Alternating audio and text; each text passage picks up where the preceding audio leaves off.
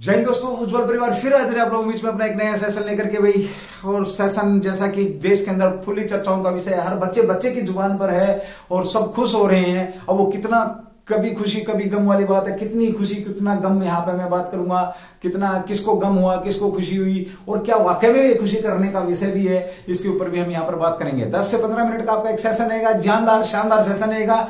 जो पहली बार उज्जवल परिवार के साथ जुड़ रहे हैं उनसे रिक्वेस्ट है कि वो चैनल को सब्सक्राइब करें, क्योंकि आपको इस प्रकार की जानकारी लगातार मिलती रहेगी। और शुरू करते हैं आज का सेशन, जो कि आपके बीच में 10 डाउन स्ट्रीट आपकी चर्चा में है।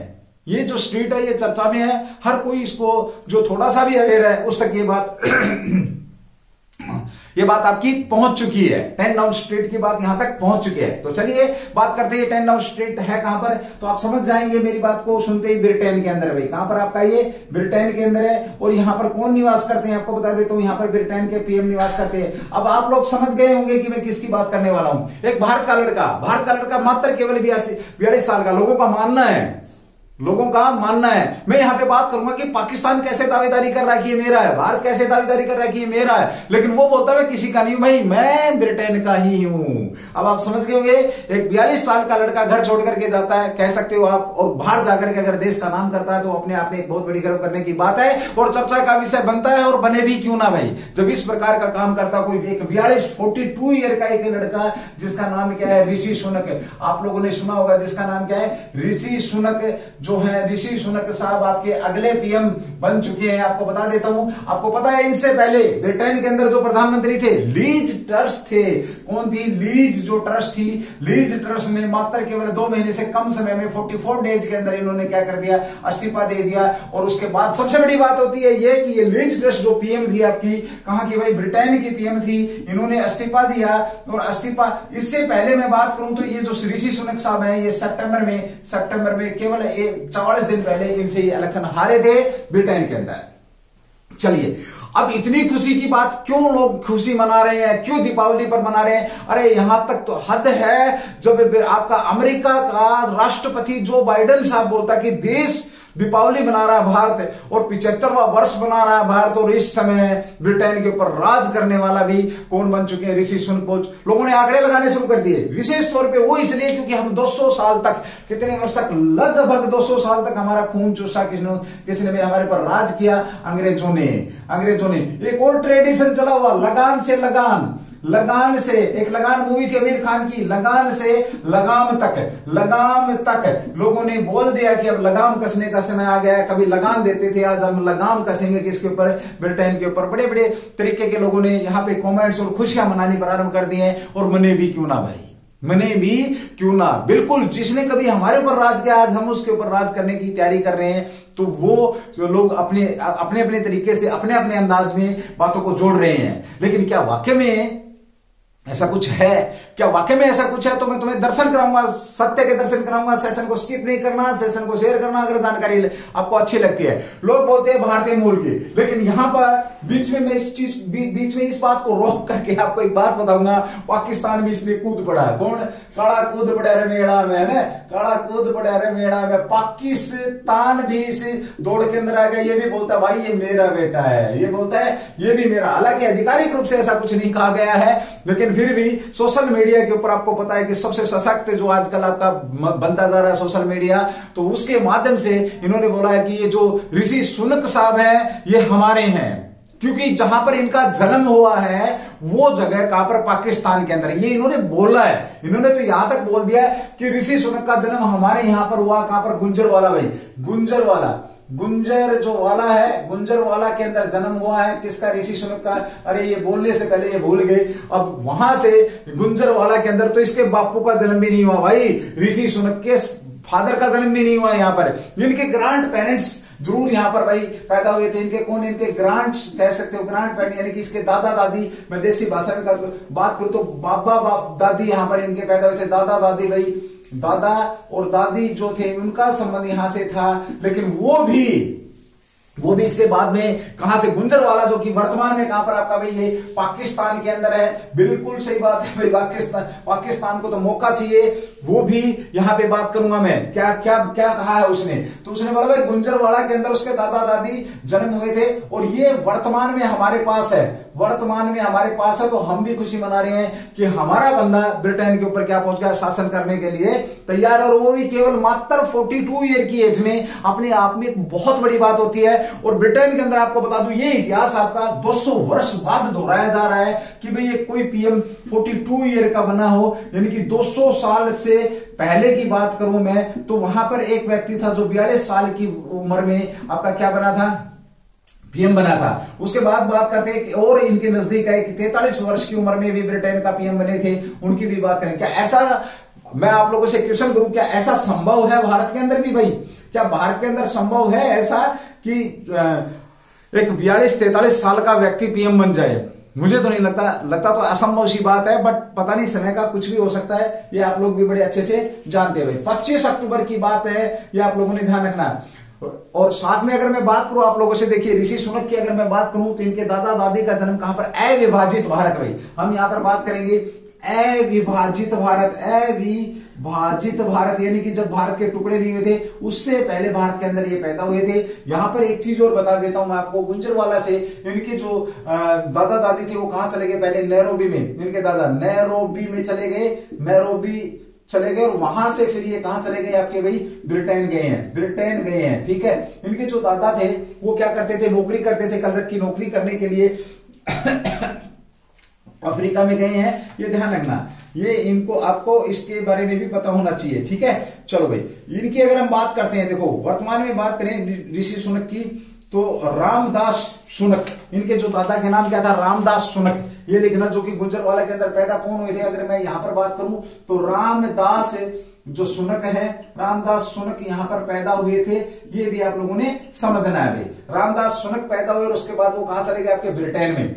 अब ना तो इसके फादर साहब पैदा हुए हैं और ना ही ये पैदा हुए हैं, ये बड़ा मैटर करता है। तो पाकिस्तान बोलता है कि हमारा है, हिंदुस्तान बोलता है कि हमारा है, वो ये बोल रहे हैं, साहब बोल रहे हैं कि भाई मैं तो पैदा ही नहीं हुआ, मेरा बाप भी पैदा नहीं हुआ, मैं तो पैदा ही कहां पर हुआ हूं, ब्रिटेन के अंदर हुआ हूं। और हालांकि ऐसे कह सकते हो आप, भारतीय मूल के नागरिक कह सकते हो, भारतीय मूल के हैं, हम ये भी मान सकते हैं, क्योंकि तीसरी पीढ़ी की वहां पे है। और ये बड़ा चर्चा का विषय बना, लोगों ने बड़ी खुशियां मना रखी हैं कि हम अब राज करेंगे, हम ये करेंगे, वो करेंगे, ये सारी की सारी बातें आपके बीच में यहां पर बनती है भाई, ठीक है। ओके, गुंजरवाला, यहां पर ये कहा जाता है कि जैसे इनके फादर साहब, जैसे इनके दादाजी जब इनके यहां से गए हैं तो 1935 में इन्होंने, रामदास के जाने के बाद 1935 में ये गुंजरवाला छोड़ दिया गया था। पाकिस्तान को जवाब दे रहा हूं मैं, 1935 में गुंजरवाला छोड़ दिया था। इनकी जो सुनक की जो कह सकते हो दादी थी, सुनक की जो दादी थी, दादी ने क्या किया था, गुंजरवाला छोड़ दिया था, प्लस इनकी सासू मां भी यहां पर थी। तो ये कहां आए हैं, यहां गुंजरवाला छोड़ करके, और ये फिर दिल्ली में शिफ्ट कर गए हैं। कहां पर भाई आपका, दिल्ली में शिफ्ट कर गए हैं। यहां से ये नैरोबी गए हैं, और वहां से कहां गए आपके ये दिल्ली से नैरोबी से आपके कहां पहुंच गए, ब्रिटेन के अंदर पहुंचे। ये आप लोगों ने ध्यान रखना भाई, ठीक है। नैरोबी, कलरक की नौकरी करते थे, ये भी ध्यान रखना। दिल्ली से नैरोबी के अंदर गए हैं, और नैरोबी से फिर ये आपके कहां, ब्रिटेन पहुंचे, और तब वहां पर सेट हो गए।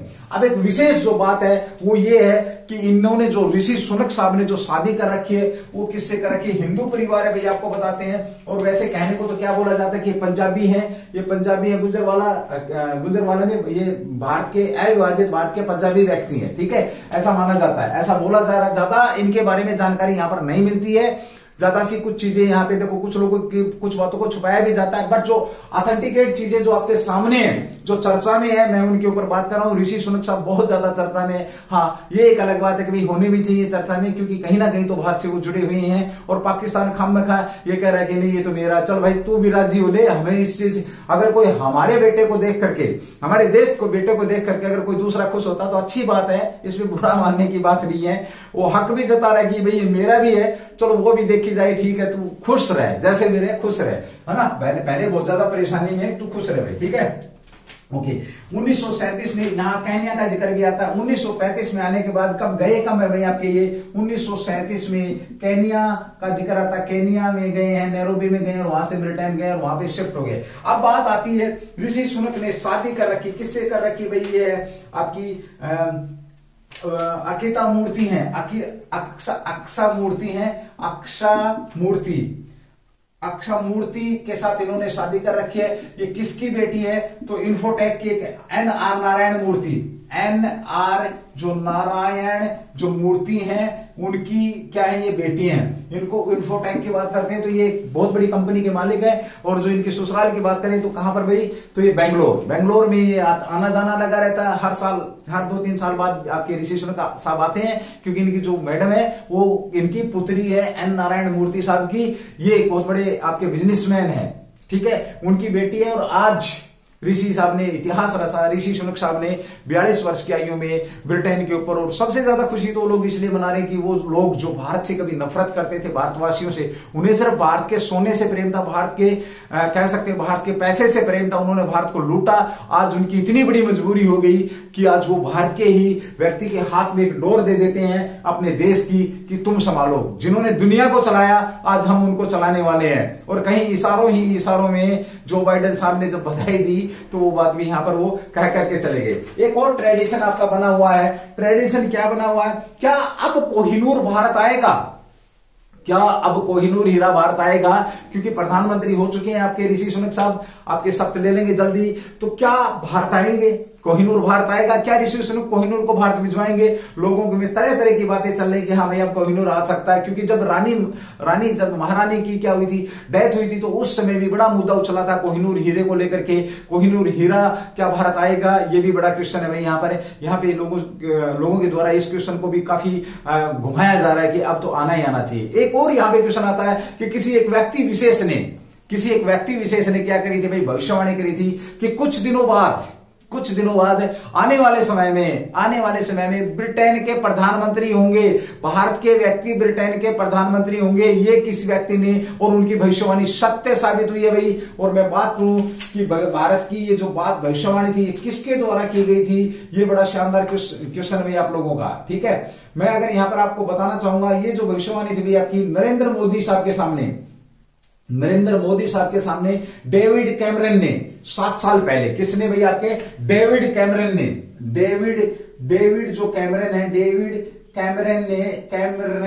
ने ये बात बोली थी, जो कि खुद भी मेरे ख्याल में ब्रिटेन के पीएम थे। यस, ब्रिटेन के पीएम साहब ने खुद बोला था मोदी साहब के सामने, जब मोदी साहब एक प्रोग्राम के अंदर थे, तब उन्होंने बोला था कि आने वाले समय में बहुत जल्द ही 2015 में जब ब्रिटेन गए थे तो वहां पे एक कार्यक्रम रखा गया था भाई। उस कार्यक्रम के दौरान ये बात यहां पर बोली गई थी कि भाई आपके जो आने वाले समय में 10 आपके जो ब्रिटेन के जो कह सकते हो प्रधानमंत्री कौन रहेंगे आपके बनेंगे, तो भारतीय मूल का कोई व्यक्ति ब्रिटेन का प्रधानमंत्री रहेगा। 7 साल पहले की गई भविष्यवाणी डेविड कैमरन के द्वारा आज पूरी हो चुकी है। ये भी आपका क्वेश्चन बनता है। डेविड कैमरन जो 23 वर्ष मैंने लिखा था, कहां पे लिखा था, 43 वर्ष सॉरी, ये 43 वर्ष के 2010 में डेविड कैमरन बने थे, ठीक है। और 42 वर्ष के इनसे पहले आपके कौन बने थे, तो 42 वर्ष के थे रॉबर्ट जेंकिंस 1812 में रॉबर्ट साहब बने थे, जो कि सबसे कम आयु के थे। और अब आपके दोबारा से इतिहास दोहराया जा रहा है 200 साल बाद, तो आपके बने हैं। तो आप भविष्यवाणी की बात करते हो तो डेविड कैमरन साहब जो कि प्रधानमंत्री थे आपके कब,